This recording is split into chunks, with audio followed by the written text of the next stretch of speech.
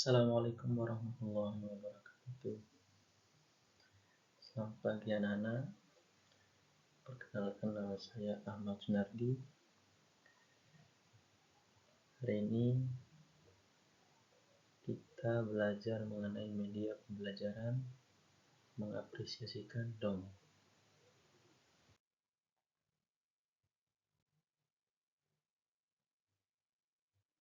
Adapun materinya, yang pertama pengertian dongeng, yang kedua macam-macam dongeng, yang ketiga unsur intrinsik dongeng, yang keempat menentukan hal menarik dongeng. Kita masuk materi yang pertama, pengertian dongeng.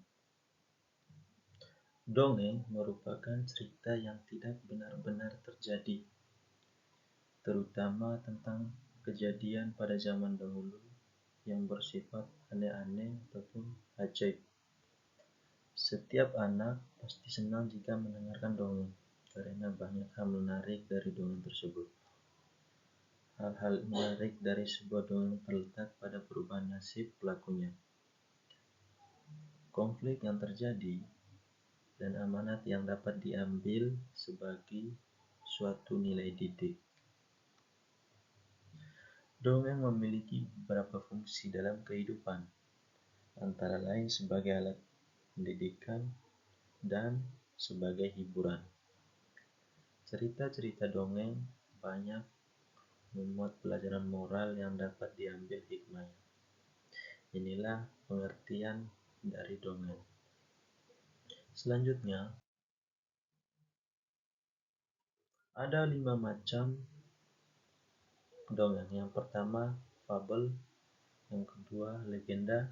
Yang ketiga, mite. Yang keempat, sage. Yang kelima, parabel. Macam dongeng yang pertama yaitu fabel. Dongeng yang berisi tentang dunia binatang.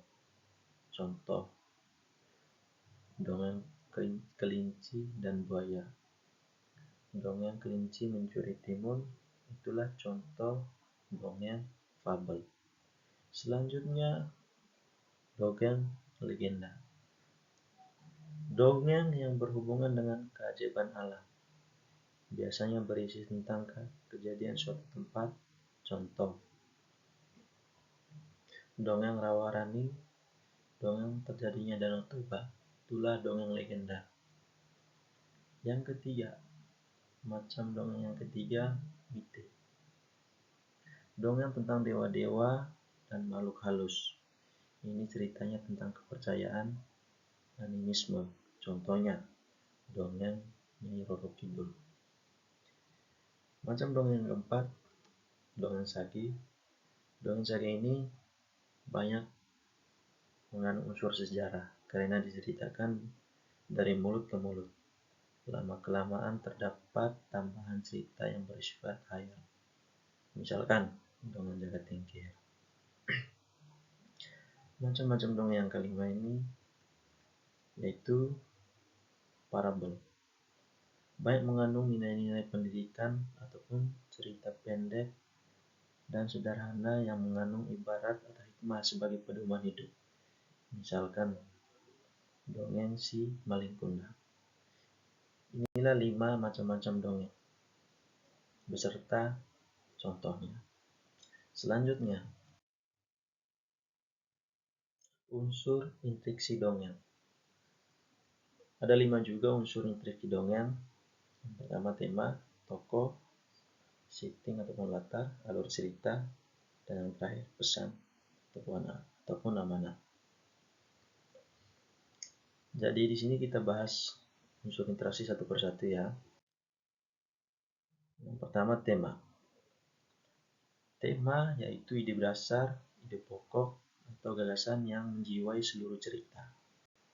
Misalnya, tema menegaskan dalam cerita bawang merah dan bawang putih.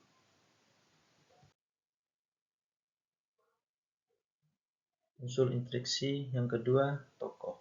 Tokoh merupakan pelaku atau pemain dalam cerita.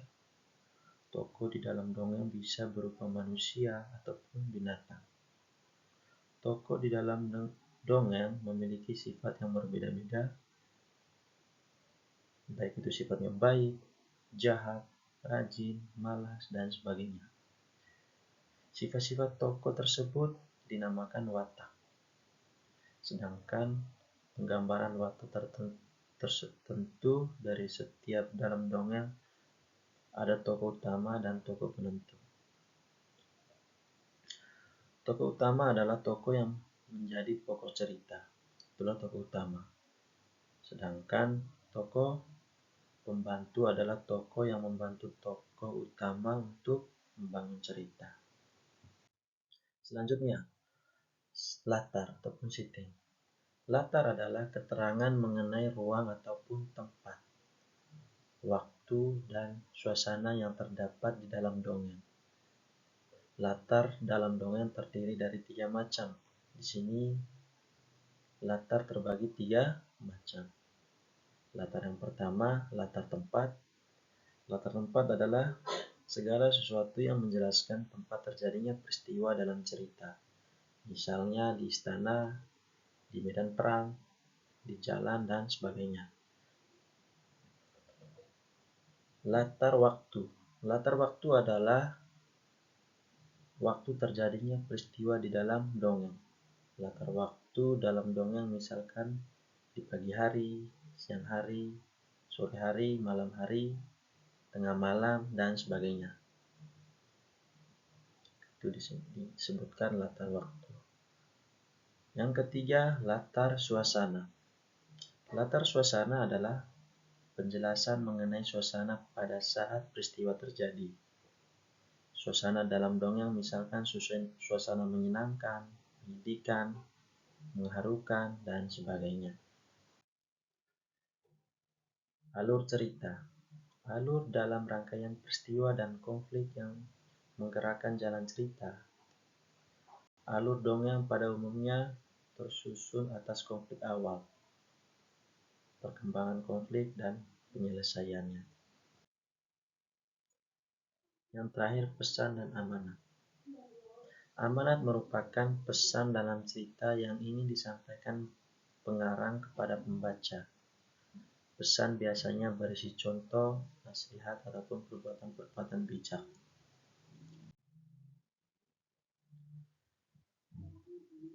Menentukan hal-hal menarik dongeng. Ada 4 hal-hal menarik kalau kita menentukan atau mengetahui hal-hal menarik yang ada dalam dongeng.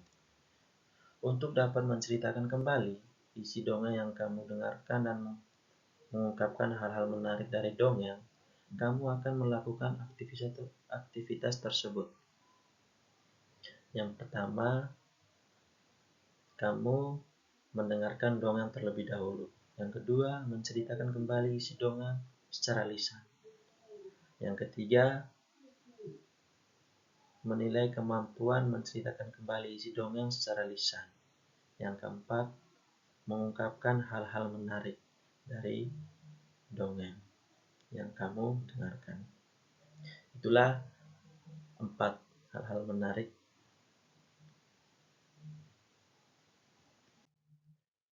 Hal-hal menarik dari dongeng yang didengarkan. Ketika membaca dongeng, mungkin penilaianmu terhadap dongeng tersebut biasa saja. Tetapi jika dongeng itu dibicarakan seseorang, maka dongeng itu dapat menjadi sangat menarik. Mengapa? Karena dongeng itu menjadi lebih hidup, apalagi yang membacakannya pandai menirukan tokoh-tokoh dongeng tersebut. Selain pembacanya, isi dongeng juga sangat menentukan daya tarik dongeng itu. Mungkin itu saja yang bisa saya sampaikan. Kurang lebihnya saya mohon maaf. Sekian, wassalamualaikum warahmatullahi wabarakatuh.